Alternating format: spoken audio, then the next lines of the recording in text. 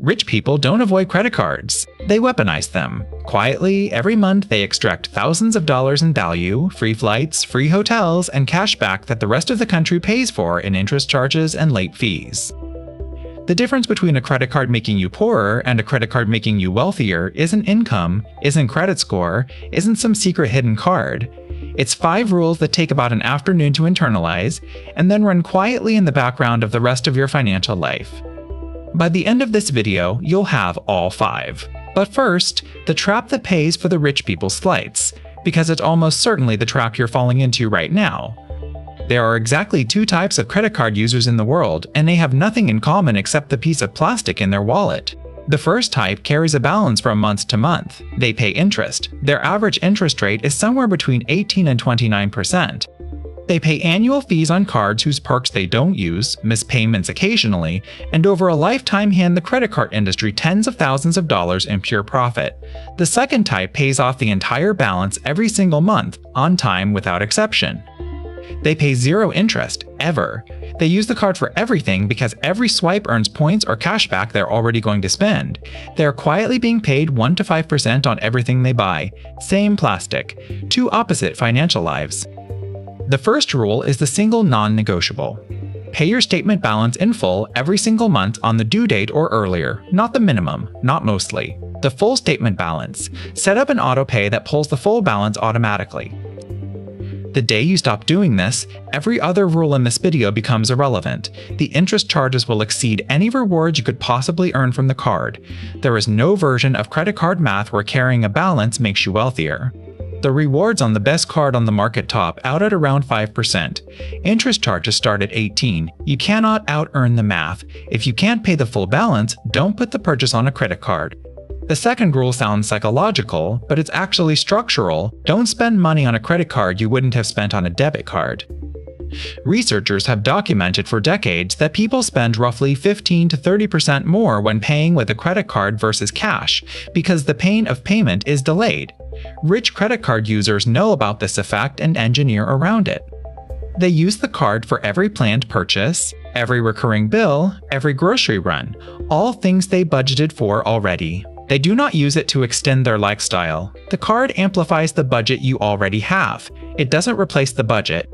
If your spending changes because you're using a credit card, the cashback is just paying you back a fraction of what you overspent. Here's a quiet move most card users have never thought about. The gap between when you make a purchase and when the bill is actually due, the float, can be up to 56 days. The money you owe to the card company is sitting in your high-yield savings account in the meantime, earning interest. On a single transaction, this is pennies. On a household running $50,000 a year through a card, it's hundreds of free dollars per year, earning 4 to 5% in a savings account while you wait to pay it off. This is one of the small, quiet ways the wealthy extract value from the financial system that everyone else hands back. The move is structural. You simply earn interest on money you owe, briefly, before you pay it. Most people pick credit card rewards wrong.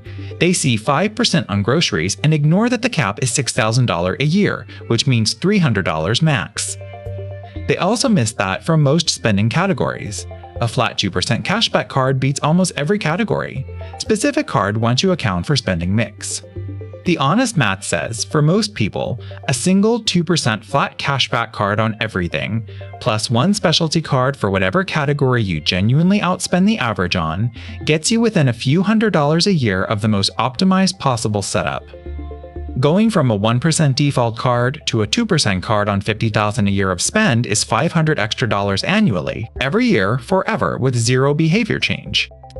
Closing an old credit card is one of the easiest ways to accidentally damage your credit score.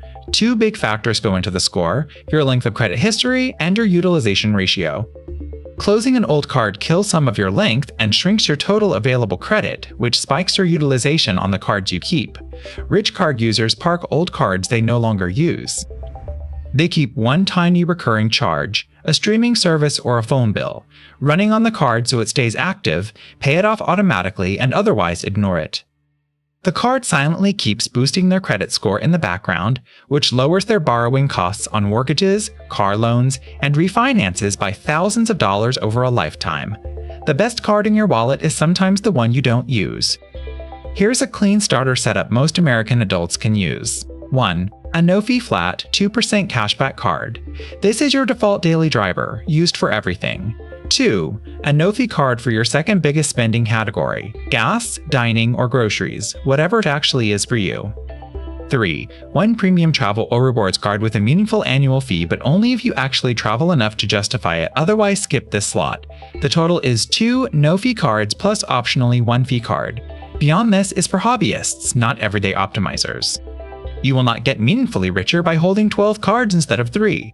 You will slightly hurt yourself by missing payments across them. Your credit score is the quietest financial number you own, and it compounds into real money over a lifetime. The gap between a 600 and A780 credit score on a 30-year mortgage of $300,000 is somewhere between $50,000 and $100,000 in extra interest paid.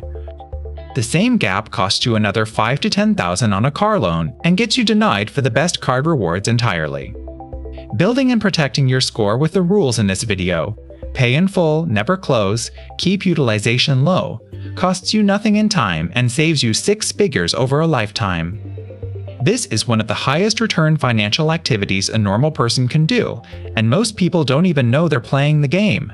Here's a concrete 2-card setup you can implement this week. Card 1. Any no annual fee, 2% flat cashback card. The big issuers all have versions. Use this card for everything that doesn't fall into a bonus category. Card 2. A no annual fee card that pays 3 to 5% in whatever your largest spending category actually is. Look at your last 3 months of spending honestly. If you spend the most on groceries, get a grocery bonus card. If it's gas, get a gas card. If it's dining, whichever it actually is.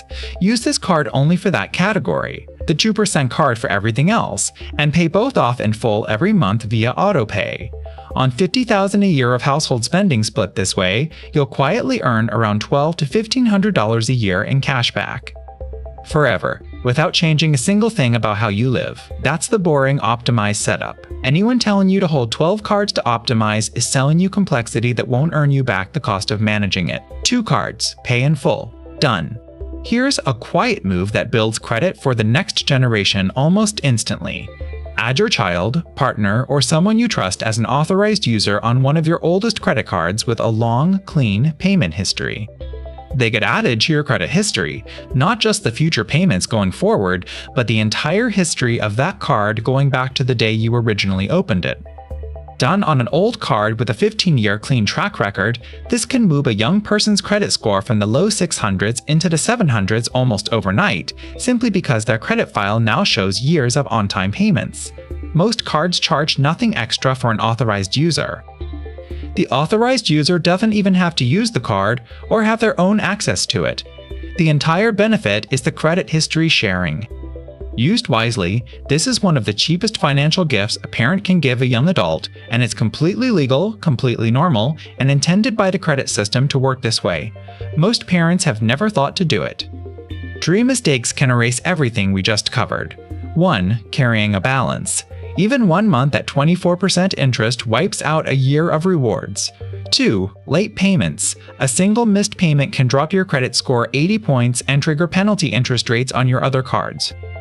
3. Chasing every sign-up bonus by opening 8 cards a year. Each new application dings your score, and the optimization gains beyond the simple setup we covered get eaten by lost credit score points and missed payments. The point of the credit card game is the boring version, done forever. Not the heroic version, done badly. So here's the whole thing in one breath. Pay every statement balance in full, on autopay, on time, forever. Don't spend money you wouldn't have spent without the card. Use cards for everything you'd buy anyway. Park your old cards open. Hold 2 to 3 cards, not 12. Protect your credit score like a financial asset, because it is one. Do all that, and the same plastic that costs the average American thousands a year in interest pays you thousands instead. If this helped, subscribe. Thank you for watching, and see you in the next video.